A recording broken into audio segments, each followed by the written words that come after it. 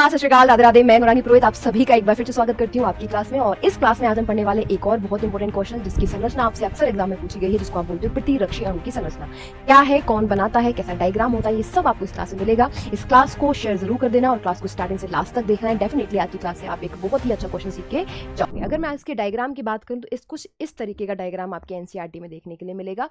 English वाले NCERT में English में बना हुआ है, हिंदी वाली में हिंदी में बना हुआ है, तो ये आप आराम से यहाँ से देख लो।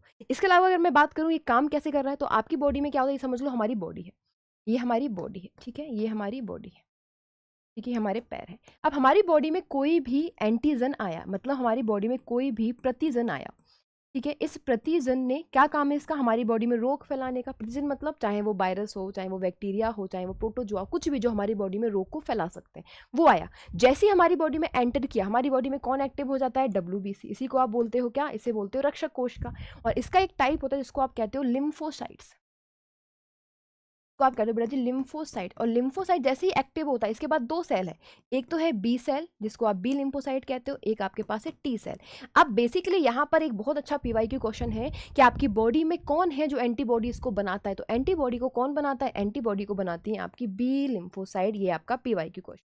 पहला क्वेश्चन यहाँ से क्लियर करना कि जो आपकी एंटीबॉडीज हैं वो किसके द्वारा बनती है, वो बनती है आपकी बी लिम्फोसाइट के द्वारा। बी लिम्फोसाइट क्या करती है, जैसे ही इनके पास सूचना पहुंची, ये एक्टिव होकर एक प्रोटीन बनाती है। प्रोटीन, यही प्रोटीन क्या है आपका, यही प्रोटीन आपका कहलाता है, जिसको आप कहते हो प्रतिरक्षी। ठीक है, क्या है ये, अब यहां पर एक क्वेश्चन और पता लग गया। अब क्या है ये एक प्रकार का प्रोटीन, इसी को बोलते हो ग्लाइकोप्रोटीन। इसे हम कहते हैं ग्लाइकोप्रोटीन, याद रखना। ठीक है, एक क्वेश्चन और आ गया। क्या है ये, आपका जो एंटीबॉडी वो क्या होती है, वो एक प्रोटीन है। कौन सी, ग्लाइकोप्रोटीन। इंपोर्टेंट है, ये भी आपका पीवाईक्यू है। ठीक है जी। तो अब क्या करता है ये जैसे ही जाएगा इसके चारों ओर एक बड़ा सा अणु बना लेगा, यानी इसके कार्य करने की क्षमता को कम करता है ना, इसके प्रभाव को कम करता है। ये हमारी बॉडी में रोगों को ना फैला पाए, ये काम करता है हमारा एंटीबॉडीज, यानी हमारी बॉडी को जो बाहर से आया हुआ कोई एंटीजन है उससे बचाने का काम किसका है, एंटीबॉडी का है। ठीक है जी। अब इसका डायग्राम आपके एग्जाम में आता है, तो वो डायग्राम इस तरीके का है। तो हम क्या करेंगे, इसके डायग्राम को बनाना सीखेंगे। बहुत सिंपल है, ट्राई करना कि आप मेरे साथ ही इसको सिंपल तरीके से बना पाओ। ठीक है जी, मेरे साथ आप इसको सिंपल तरीके से बना पाओ। यहां पर देख लेते हैं, चलो जी आओ। इस तरीके के लाइन खींचना, जितना सिंप्लीफाई करके बता पाऊंगी बेटा मैं उतना सिंप्लीफाई इसको कर दूंगी।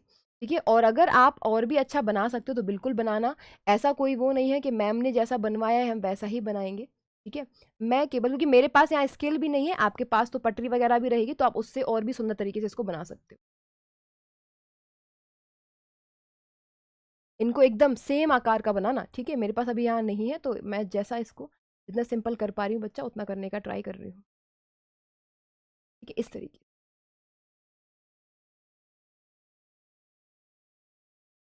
ठीक है, ये क्या होता है, ये आपकी चार, ये थोड़ा मोटा हो गया, इसको थोड़ा पतला करो, है ना। ये चार पॉलीपेप्टाइड श्रृंखलाओं से मिलकर बना है। ठीक है जी, चार कैसे दीदी, एक दो तीन चार। ठीक है, यहाँ पे समझ लो, एक दो तीन चार, यानी चार प्रकार की पॉलीपेप्टाइड श्रृंखलाओं से मिलकर बना होता है हमारा एंटीबॉडी। अब यहाँ पर क्या, ये जो है आपका, इसको क्या कहते हैं, इसको कहते हैं भारी चेन, इसको कहते हैं बाहरी श्रृंखला, इसको हैवी चेन बोलेंगे। ये जो चेन है इसको क्या कहते हैं, इसको कहते हैं लघु श्रृंखला, यानी लाइट चेन है। आप, ये आपका क्या है, ये आपकी लघु श्रृंखला है। ठीक है जी। अब यहाँ पर एक चीज और है, ये डाई सल्फाइड, यहाँ पर क्या होते हैं हमारे बॉन्ड, कौन से बॉन्ड होते हैं यहाँ पर आपके डाई सल्फाइड बॉन्ड होते हैं, वो भी आपको बनाने पड़ेंगे, वो भी आप बनाना। अब आपने यहाँ एक चीज नोटिस की क्या, मैंने यहाँ पर कुछ अलग सा बनाया। ये वो एरिया है जहां पर आपका एंटीजन आके चिपकता है, और यहीं पर आके पता लगता है हमें कि कौन सा हमारे पास एंटीजन है। यानी ये कैसा, ये परिवर्तनशील है। जैसा एंटीजन हमारी बॉडी में आएगा वैसा ही हमारी बॉडी में एंटीबॉडी बनता है, जैसा एंटीजन वैसा एंटीबॉडी। ये आपको याद रखना है। तो इसको क्या बोलते हो आप, इसको बोलते हो प्रतिजन बंधन स्थल। ये वाला स्तर क्या बोलते हैं, इसी को बोलते हैं प्रतिजन, इसको कहते हैं प्रतिजन बंधन स्थल। याद रखना, ये चेंज होता है, ये कैसा है, इसमें वेरिएशन है। और ये नीचे वाली श्रृंखलाएं कैसी होती हैं, ये स्थिर होती हैं। कैसी होती हैं, ये स्थिर, इनमें कोई भी परिवर्तन नहीं होता है। अब यहाँ क्या है, डाइसल्फाइड बॉन्ड होता है, तो कैसे जोड़ेंगे इसको, आओ। डाइसल्फाइड बॉन्ड है तो आपको एक साथ दो एस लगाने होते हैं, ऐसे, इस तरीके से। ठीक है जी, ऐसे। आपके पास पेंसिल रेजर सब होगा तो आप उसको वैसे ही बनाना बेटा। आप जितना अच्छा बनाओगे एग्जामिनर उतना खुश होकर आपको अच्छे नंबर दे के जाएगा, ठीक है जी। क्योंकि उसको तो सुंदर सुंदर चाहिए चीज़ें, जितना सुंदर है उतना उतना अच्छा वो समझेगा भाई इस बच्चे को अच्छी नॉलेज है। क्योंकि कॉपी साफ भी लगनी चाहिए आप लोगों की। तो इस तरीके से यहाँ पर ये आपके क्या है, ये आपके डाइसल्फाइड बॉन्ड है।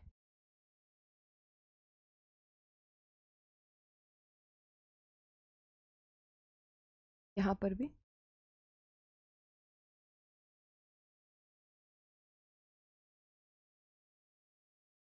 इस तरीके से होता है, ठीक है जी। अगर आप चाहो तो इंग्लिश में नाम लिख लो, इसको बोलते हो हैवी चेन, इसको बोलते हैं लाइट चेन।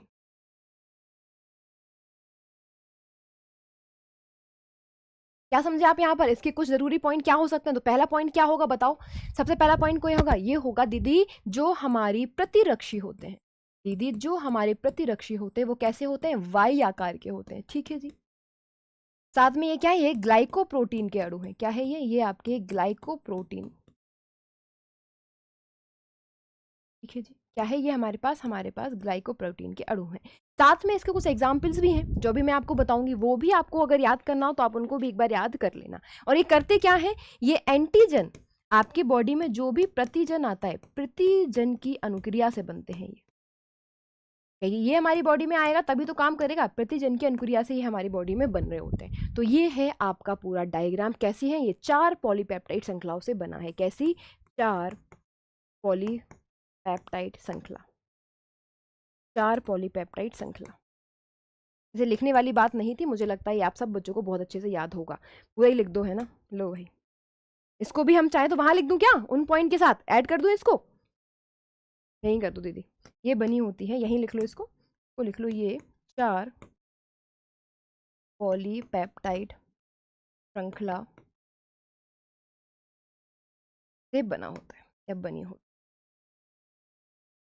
है। तो ये आप पॉइंट चाहो तो यहाँ पर इस पॉइंट को भी मेंशन कर सकते हो। वैसे ये बहुत सिंपल पॉइंट है, आता ही है सबको।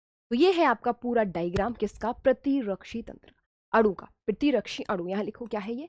प्रतिरक्षी अणु। ये है आपका प्रतिरक्षी अणु, ठीक है जी।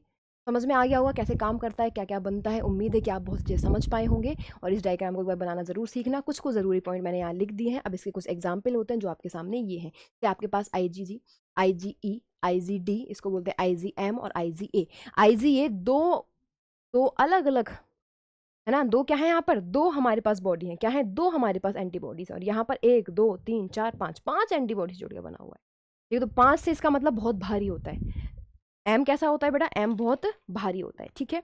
जी बहुत ज्यादा बनता है, ये बहुत ज्यादा बनता है, बहुत ज्यादा, ठीक है। और ई बहुत कम।